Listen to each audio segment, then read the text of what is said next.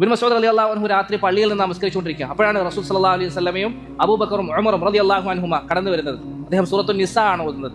ഓതി 100 ആയത്തെത്തിയപ്പോൾ ഇവരിങ്ങനെ ആസ്വദിച്ച് കേട്ടുകൊണ്ടിരിക്കുക. 100 ആയത്തെത്തിയപ്പം അദ്ദേഹം എന്തോ ദുആ ചെയ്തു. ഈ ദുആ എന്താണെന്ന് അബൂബക്കർ സിദ്ദീഖ് റളിയല്ലാഹു അൻഹു ഉമർ റളിയല്ലാഹു അൻഹു കേട്ടിട്ടില്ല. റസൂലുള്ളാഹി ഈ ദുആ കേട്ടോടെ പറഞ്ഞു, ഇസ്അൽ തുഅത, ഇസ്അൽ തുഅത. ഇബ്നു മസ്ഊദേ, നീ ചോദിച്ചോ, നിനക്ക് എന്തായാലും നൽകപ്പെടും, നീ ചോദിച്ചോ, നിനക്ക് എന്തായാലും നൽകപ്പെടും എന്നാര് പറഞ്ഞു? റസൂൽ സല്ലല്ലാഹു അലൈഹി വസല്ലം പറഞ്ഞു. അതിനുശേഷം അവിടെ അരളി, മൻ സറഹു അൻ യഖറഅൽ ഖുർആന ഗദ്ദൻ കമാ ഉൻസിൽ ഫല്യഖറഅ ബിഖറാഅത്തി ഇബ്നു ഉമ്മി അബ്ദ്. ആർക്കെങ്കിലും ഖുർആൻ ഇറങ്ങിയതുപോലെ ഫ്രഷ് ആയിട്ട് ഓതണമെന്ന് ആഗ്രഹം ഉണ്ടെങ്കിൽ അവൻ ഇബ്നു ഉമ്മി അബ്ദിന്റെ, ഇബ്നു മസ്ഊദിന്റെ ഖിറാഅത്തിൽ ഓതിക്കൊള്ളട്ടെ എന്ന് റസൂലുള്ളാഹി സന്തോഷ വാർത്ത അറിയിച്ചു. അങ്ങനെ അവർ പിരിഞ്ഞു.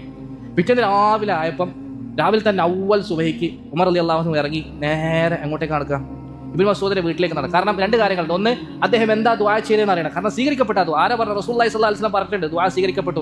രണ്ടാമത്, നബി തങ്ങൾ ഇബ്നു മസ്ഊദിനെ കുറിച്ച് ഒരു നല്ല കാര്യം പറഞ്ഞു. അദ്ദേഹത്തിന്റെ ഖുർആൻ ഓത്തിനെ കുറിച്ചാണ് പറഞ്ഞത്. ആ നല്ല കാര്യം അദ്ദേഹത്തിന് അറിയിക്കുന്ന ഒരു നന്മയാണ്. ആ നന്മയുടെ കൂലി ആർക്ക് കിട്ടണമെന്ന് ആഗ്രഹമുണ്ട്? ഉമർ റളിയല്ലാഹു അൻഹുവിന് കിട്ടണമെന്ന് അദ്ദേഹത്തിന് ആഗ്രഹമുണ്ട്. ഈ 2 നന്മകൾ പ്രതീക്ഷിച്ചുകൊണ്ട് അത് ആദ്യം ഞാൻ തന്നെ ചെയ്യാന്ന് വിചാരിച്ച് അവ്വൽ സുബഹിക്ക് തന്നെ ഉമർ റളിയല്ലാഹു അൻഹു ഇബ്നു മസ്ഊദിന്റെ വീട്ടിലേക്ക് പോയി.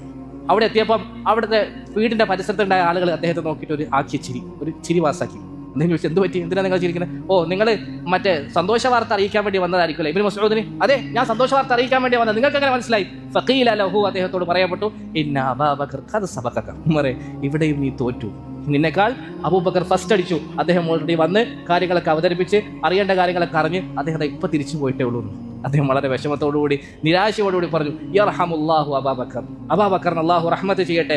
ഏതൊക്കെ കാര്യത്തിൽ ഞാൻ അദ്ദേഹത്തെക്കാൾ മുൻകടക്കാൻ ശ്രമിച്ചിട്ടുണ്ടോ, ഫസ്റ്റ് അടിക്കാൻ ശ്രമിച്ചിട്ടുണ്ടോ, അപ്പോഴൊക്കെ എന്നെ തോൽപ്പിച്ചിട്ട് അദ്ദേഹം ഫസ്റ്റ് നേടിയിട്ടുണ്ട്. ആരും അറിയാം?